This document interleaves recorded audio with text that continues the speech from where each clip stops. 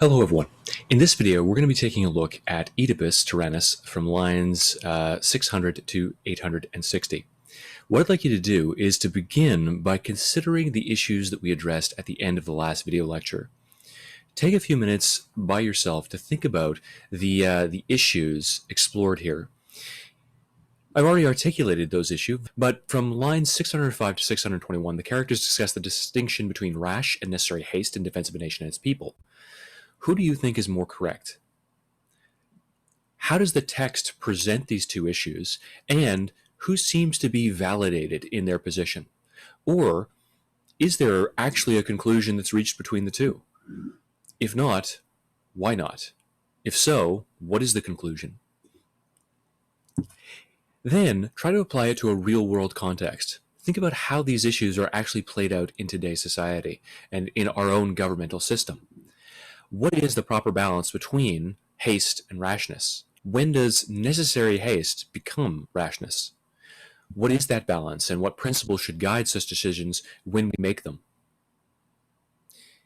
These kinds of questions are naturally provoked by the play, and they're also explored by it in terms of how these characters interact.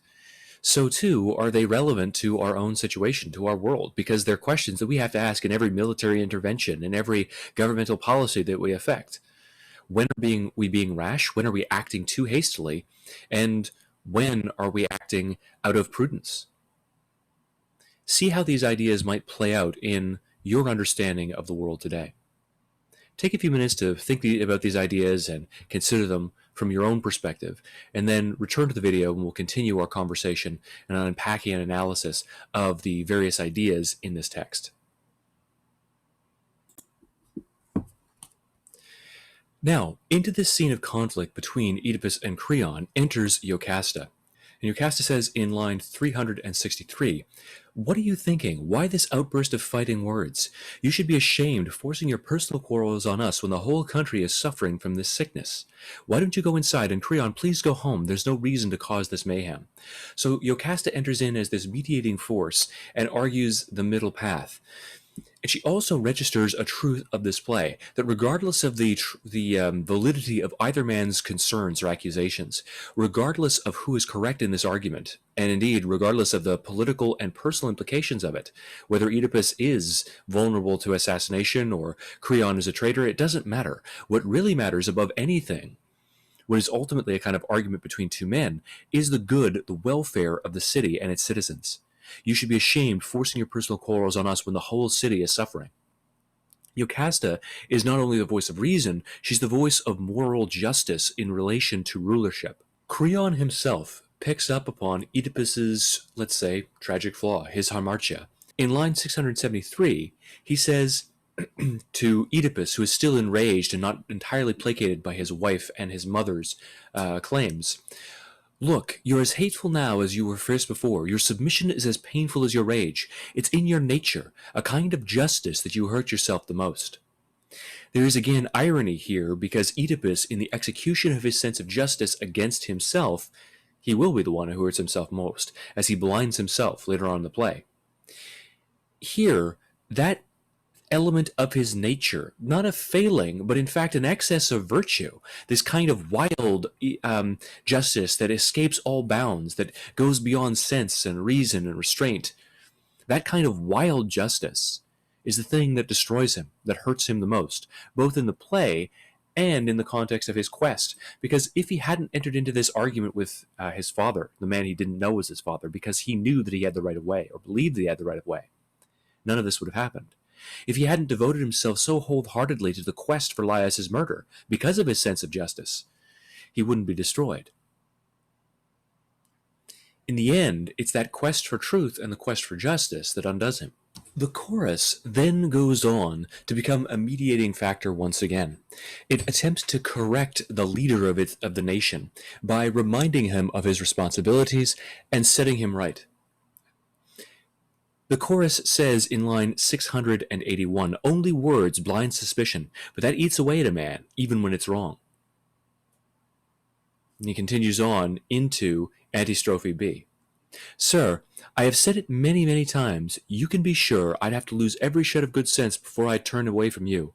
You were the one when our lands were tossed in storms of trouble who brought us in a fair breeze and set us straight. Now I pray again, be our good steersman, make us safe. Here, the chorus attempts to remind Oedipus of his past exploits, not just in supplication, a plea to him, but also to remind him that his is the hand that controls the oar of the ship of their nation. He's the one who is in control here. And to do that, in order to be master of the nation, you first have to be master of yourself. You have to have a steady hand to guide the wheel or the ship's wheel of the state. So please remember what you've done when you used your wisdom, when you stayed calm and collected, in control, in those conflicts against the Sphinx. And remember that you need to do so again now. Jocasta and Oedipus then have an extensive conversation regarding his history and the events that led up to his becoming king of Thebes. He's convinced that Creon is conspiring against him. He tells the story of Tiresias and the prophecies and the like. Then Jocasta had this to say. She informs him that you can't put any faith in soothsayers. So, as she continues on, trying to calm her husband's mind, she says, a soothsayer, that you should dismiss all charges. Listen, I'll tell you why. You can't rely on any merely human soothsayers. 7:10. Here in brief is my evidence. An oral came to Laius once. I won't say from Apollo. It came from priests. That Laius would die at the hands of his son, and that it would be born to him and me. But Laius was killed by strangers at a place where 3 roads meet. That's the story. And our son, he did not last 3 days. Laius yoked his feet and had him thrown away by other people into the wilderness or mountains. So Apollo did not make the tale come true. The boy never came to murder his father. The father had nothing to fear from his son. That's the way with the soothsayer charts the truth. Don't trust them. The gods know what's needed. The god himself will speak when he sees fit. In other words, if they see fit, and if they exist, the gods will speak to us directly. How horrible this is that Jocasta, in the logic of the play, is correct. The gods have spoken. They spoke their will into existence, and it is coming to pass. Their prophecy is coming true, and it already has come true, even though they're ignorant of it, or the people are ignorant of it. That reality is embedded in the image of the threefold path, the crossroad that we see here. Usually when we think of crossroads that Jocasta references, we think of opportunity and choice. We have the choice to decide where we'll go.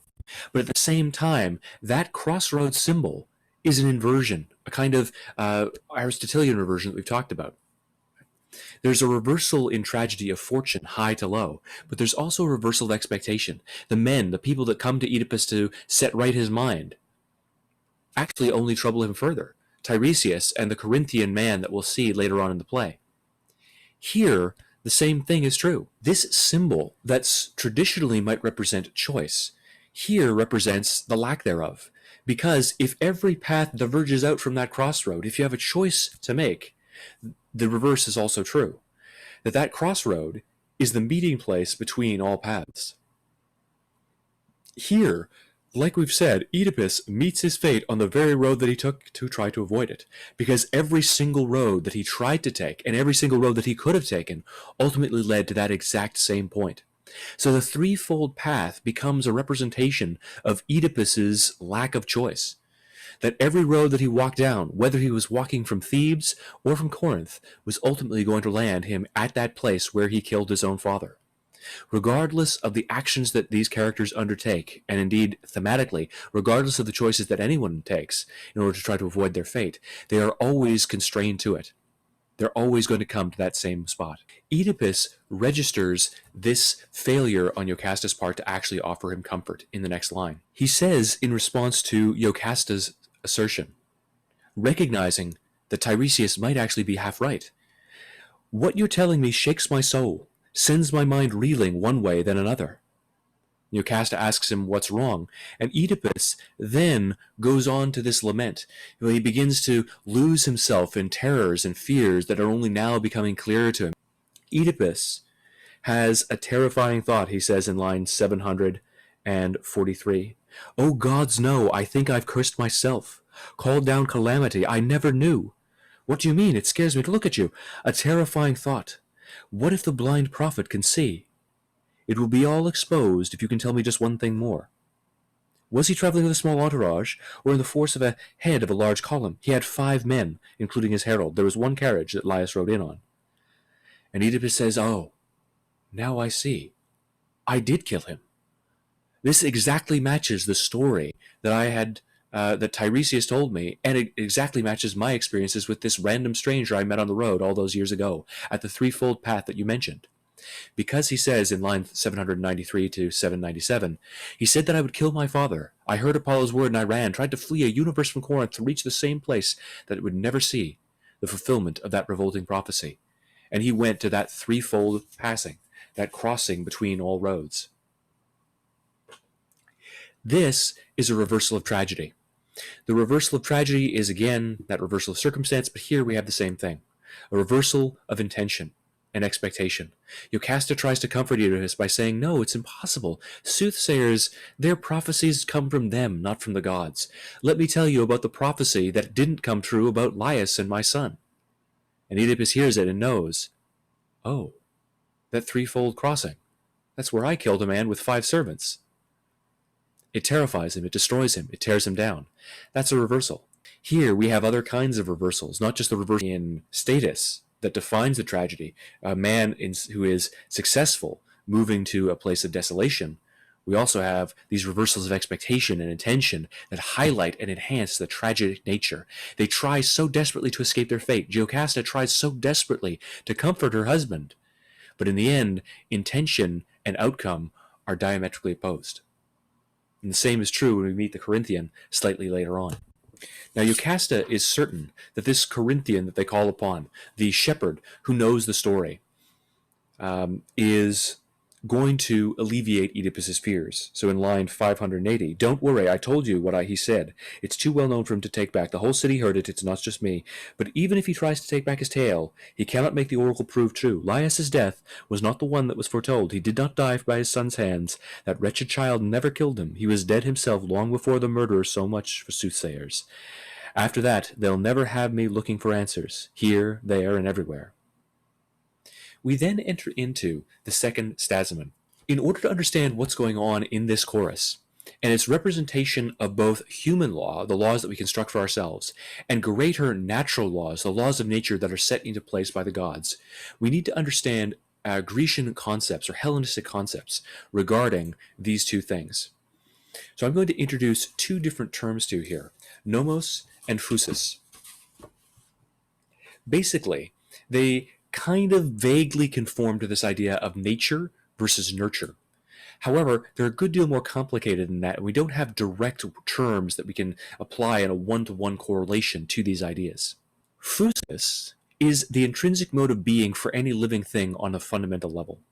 In other words, it's the intrinsic nature of a thing. It is ingrained in it. So every single animal acts according to certain fundamental instincts or fundamental drives. Chickens lay eggs. Cows moo and give milk. A human being operates according to reason because we are definitionally a rational animal. A human being without the capacity for reason for this society and in this context, or according to this concept, wouldn't really be a human being at all. We might have deficient capacities for reason, depending on our relative intelligences, or we might have a superlative capacity for it. However, that nature in and of itself, the nature of a properly functioning human being is to express and to be able to express reason. So every single creature, every single living thing has this capacity or some fundamental set of traits that define it as what it is. Each of these traits is assigned by the gods. So every action or intrinsic natural kinds of behavior or system of organization between like a pride of lions or a pack of lions, you understand how they're supposed to operate, the dynamics of the one male lion having a collection of different female lions following him, and then he will kill the children or the offspring of another male lion and try to supplant that other male. All these natural behaviors are the kind of phusis, the intrinsic mode of being for this particular kind of living creature. In the physics, Aristotle defined it this way, that each thing has in itself a source of change and of staying unchanged, whether in respect to place, growth, decay, or alteration. In other words, you have an acorn. as an example. If you plant the acorn you know for certainty is not going to turn into an ear of corn. That's because inside that seed there is the physis. There is the natural tendency or the natural set of laws that guide the growth and development of the seed into the tree. Nomos is law, custom, or convention. So, in a sense, it's the way in which human beings impose order on the universe, and the way in which we become acculturated, we become normed, or we begin to accept certain things that are established as social conventions. For instance, you can think of music, architecture, or any field where we bring order to chaos. We bring structure through the laws of composition. So, as an example, in music, you have certain different laws that govern how musical compositions are supposed to be composed. Or in poetry, when you have a sonnet that we've discussed, the sonnet's structure is the imposition of order. So, laws, custom, and conventions apply to artistic works, but they also apply to the structure of the societies that we create, how we're meant to comport ourselves in a classroom environment. That's remarkably different between, let's say, what we do today and what we did 200 years ago in a school. Right? There wasn't a kind of interactivity. You listened to a teacher's lectures and you did nothing else. Or you had rote exercises that you completed in workbooks. We don't tend to do that anymore. The kinds of conventions and expectations, the ways of expressing ourselves are different because, let's say, the laws that we construct to govern those interactions and govern those situations are different than they used to be. Those laws, though, are nomos. The second stasimon stages a kind of conflict between nomos and physis, or it explores these concepts of nomos and physis. Strophe A begins, "Be with me always, destiny, and may I ever sustain holy reverence in word and deed according to laws on high, brought to birth in brightest sky, by heaven their only Father. These laws were not made by men. Men are born to die, but the law shall never sleep forgotten. Great among gods, it never ages." So, the chorus here appeals to some greater authority as it looks upon the authorities of men and starts to lose itself, because the three great authorities of this city are themselves lost in fear and terror. They're at each other's throats, Creon and Oedipus. It appeals to something higher than man. Be with me always, destiny, a supplication to destiny, which seems irrational, because, of course, destiny will either be with them or it won't. Destiny is destiny. It is never going to change. It's never going to be altered. We've just seen that from Oedipus. We're reminded of that. So the chorus's appeal to destiny immediately seems ridiculous.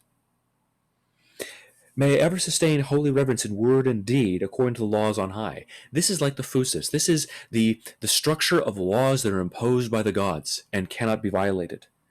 Law is not the provision or the province of man.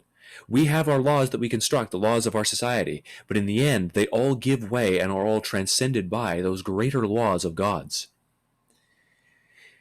He places a chasm between himself, or all human beings, because the chorus is just the common man, and the gods. Between the law, capitalized like a god, and man.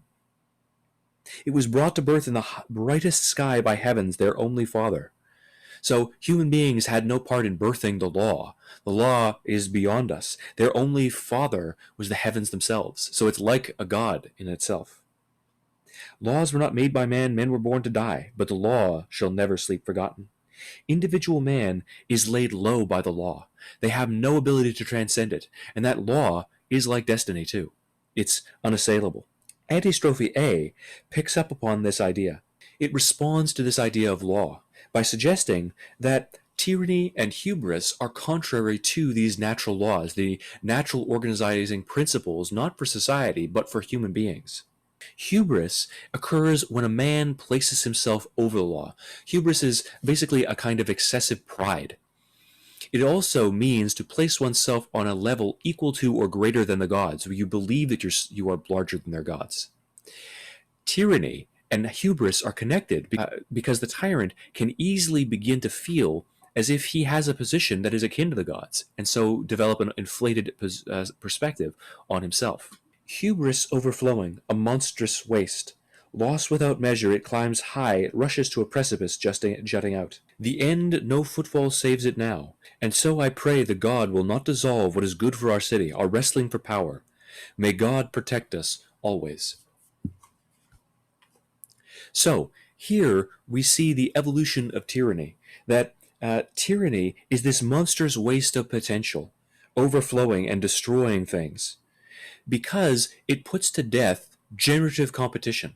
The tyrant who rules with an iron fist is a monstrous waste, because at the end he asks the gods, please do not dissolve, do not destroy what is good for our city, our wrestling for power. This eternal conflict between people inside society, jockeying for position, trying to assert themselves over others, and not oppressed and suppressed by a tyrant, by the dictatorial power of a ruler. These are good things. We should be conflicting or in conflict with each other in the sense that we're always trying to prove ourselves, to better ourselves, and so demonstrate our superiority to others. It's through that eternal struggle that we can be of best value or best use to our civilization. Strophe B picks up on this idea. If a man moves in lofty pride, his hands or tongue fearless of injustice, no reverence for holy places. So, if he transgresses against the gods, if he has no reverence for the gods, if he places himself on their level, if he has no fear of their punishment, if he moves in those lofty places, putting himself in the high places that are occupied by gods, then I pray he meets an evil fate to pay for his miserable excesses. If he piles wealth on wealth without justice, if he does not shrink from fighting reverence and puts his hand to that which may not be touched, then may his efforts be wasted, and may there be no shield to save his mind from blows. So that idea from the end of Antistrophe A is picked up upon here. At the end of Antistrophe A, he says, let us always be contending, let us always be struggling against one another. That's good for the city. But let's make sure in Strophe B that this does not become a destructive pursuit of power or wealth for their own sake. If he piles wealth on wealth without justice, so if he engages in that conflict just for the sake of his personal gain, and forgets justice, forgets the deference that he owes to the gods, to that justice, the physis, the natural law that we always have to uphold because it is the law established by the gods, then may he be destroyed. May his efforts be wasted, and may there be nothing to shield his mind from blows. But if gods give honor to a life like his, why should I dance in prayer and praise? And that, at the end of this, introduces another question at the end of Strophe B, and it's the ancient question of the problem of evil. Why do good men suffer and die, and terrible men prosper? Why do we see that? People who have no reverence for justice become wealthy and successful in life. How do the gods countenance that? How do I make sense of it? And that fear develops into the end of line 910, the end of Antistrophe B. Apollo's word to Laius long ago is fading. It is already lost. What was meant to be a comfort to Oedipus that, hey, prophecies don't come true, is now a horrifying thing to the chorus because, after all, if it doesn't come true, then are there gods at all? Now Apollo's fame and honor die away, and everything divine departs. If it isn't true, if it doesn't come to pass, then what does that tell us about the gods? Now, Oedipus then goes on to experience a single moment of bliss before his tragic downfall, and it highlights the tragedy and the pain that he's going to experience. In line 690, Oedipus is informed of the death of the man he believes to be his biological father, and when he hears this, he's overjoyed because, of course, my biological father's dead. That means that I can never actually kill him. That part of the prophecy can't possibly come true. I'm saved. Was there foul play, or did he die of natural causes? A small push lays an old man down to sleep. So sickness snapped the poor man's life. Yes, that in old age. Why, Oedipus says, relieved and stunned, why, dear wife, should we observe the oracle at Delphi or strain to see signs from birds screeching in the sky? Why should we listen to these prophecies from watching natural events? They led me to believe that I would kill my father, yet he's dead and buried deep in the earth. And here I am, who never raised a hand against him, unless my absence made him die broken-hearted. Then I suppose I could be called his killer, but not the kind contained within these worthless oracles. Polybus has taken those with him to Hades.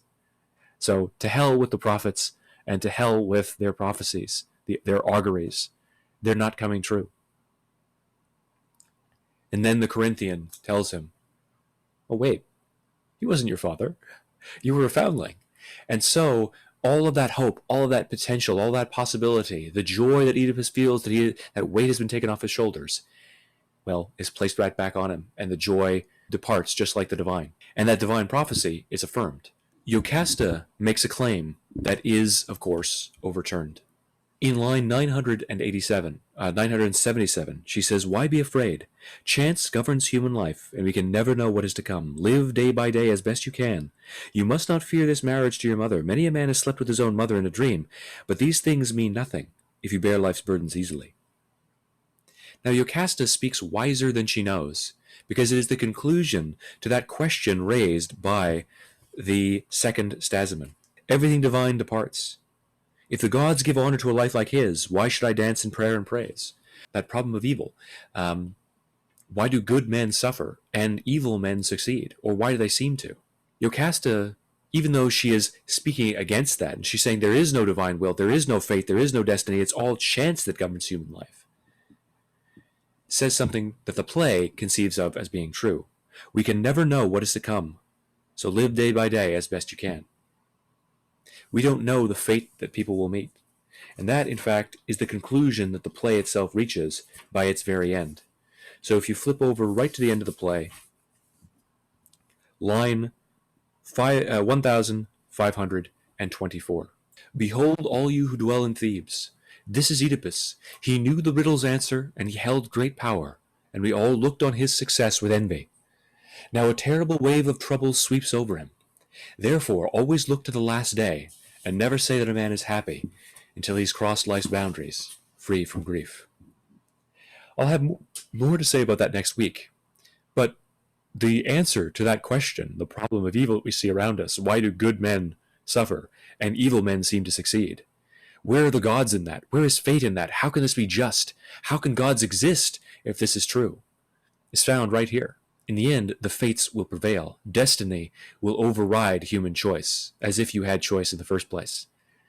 And none of us can know whether that evil man has truly lived a successful life, or a good man has lived a good life, until it's over.